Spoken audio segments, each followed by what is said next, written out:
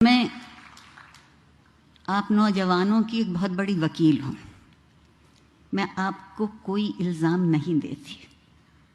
جو آپ کو دیا جاتا ہے وہ آپ لے لیتے ہیں، اور ہم آپ سے توقع یہ کرتے ہیں کہ جو آپ کو نہیں دیا گیا وہ آپ کے پاس ہونا چاہیے۔ غلطی ہماری ہے۔ آپ میرا مستقبل ہیں، میں آپ کا ماضی ہوں۔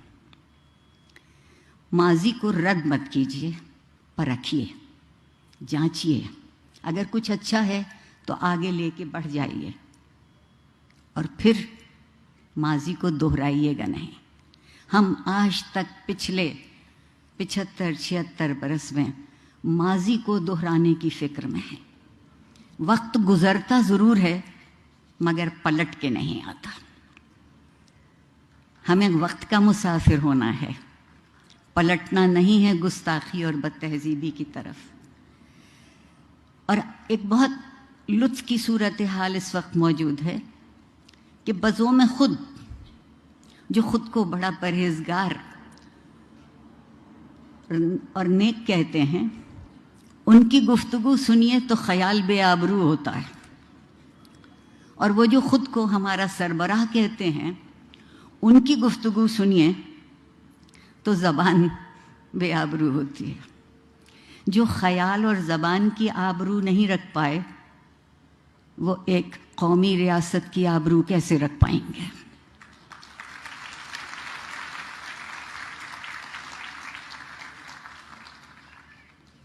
وقت اور زمانے کا فاصلہ نہیں ہوتا۔ فاصلہ اس وقت ہے جب ہم ایک دوسرے کے قریب آ کے درد مند ہونا شروع نہیں کرتے، اور درد مندی کس بات کا نام ہے کہ ہم زندگی کی اور زندہ رہنے والوں کی قدر کر سکیں، احترام کر سکیں۔ ہمارے ہاں احترام کا مطلب یہ ہوا ہے کہ گویا ہم خود نیچے ہو رہے ہیں۔ عاجزی سے بڑی کوئی خوبی نہیں، اور عاجزی سے بڑی کوئی دولت نہیں۔ میں آپ سے، لمس کے طالب علموں سے، اور جو تجربہ میرا یہاں رہا ہے، اس بات کی توقع بہت یقینی طور پر کر سکتی ہوں کہ یہ جو درد مندی کی متاع ہے، آپ اس کو تہذیب سے باوضو رکھیں گے۔ بہت ضروری ہے۔ ہم یہ سمجھتے ہیں عام طور پر کہ صرف جسموں کی عصمت ہوتی ہے، نیت، فکر اور عمل کی عصمت اس سے کہیں زیادہ قوی تر اور اہم تر ہے۔ اس لیے کہ جب زندگی بسر کرتے ہیں تو زندگی کی عصمت کا نام اخلاق ہے، اور میرا جی نہیں چاہتا کہ آپ میں سے کوئی بھی بے عصمت، بے اخلاق زندگی گزارے۔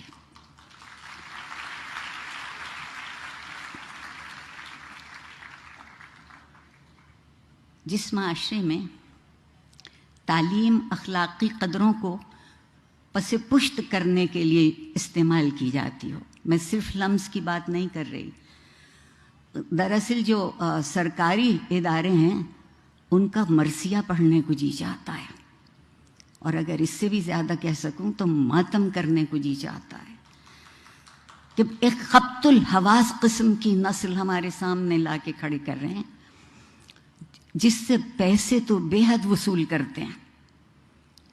ماں باپ کی زندگیاں ان پیسوں کی خاطر نچوڑی جاتی ہیں، اور اس کے بدلے میں انہیں کیا ملتا ہے؟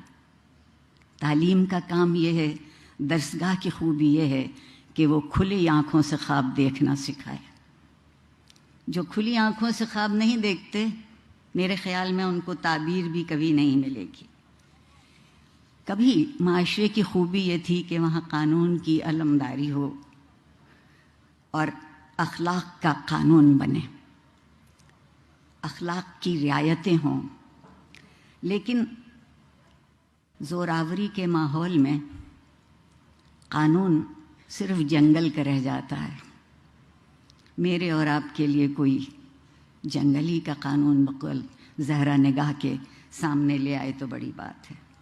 اور جب کبھی بھی کوئی کوئی بھی اپنے آپ کو حرف آخر سمجھنے لگتا ہے تو تعلیم، علم، تہذیب اور اخلاق وہیں مر جاتے ہیں۔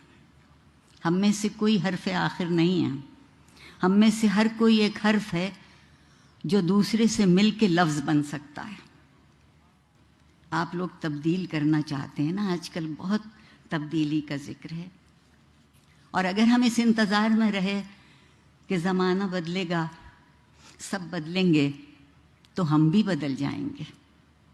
میرا خیال یہ ہے کہ بجائے غم اور غصے کے نڈھال ہونے کے، میں بہت وقت آپ کا نہیں لوں گی، ایک شعر آپ کو سنا کے آپ کے صبر کی اور آپ کی توجہ کی اور آپ کی عنایت کا شکریہ ادا کر کے چلی جاؤں گی۔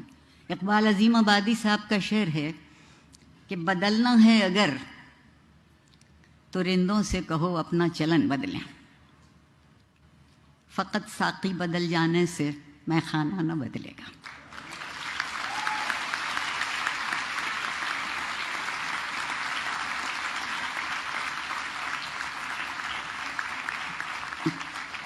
پروردگار آپ سب کو کامیاب اور سرخرو کرے۔ پروردگار آپ کو وہ دولت دے جو اس ملک اور اس معاشرے میں بہت تھی اور ہم نے لٹا دی، آپ اسے واپس لے آئیے۔ میں والدین کی بہت شکر گزار ہوں کہ انہوں نے آپ کو اس طرح سے پالا اور آپ کے استادوں نے آپ کو اس طرح سے تراشا۔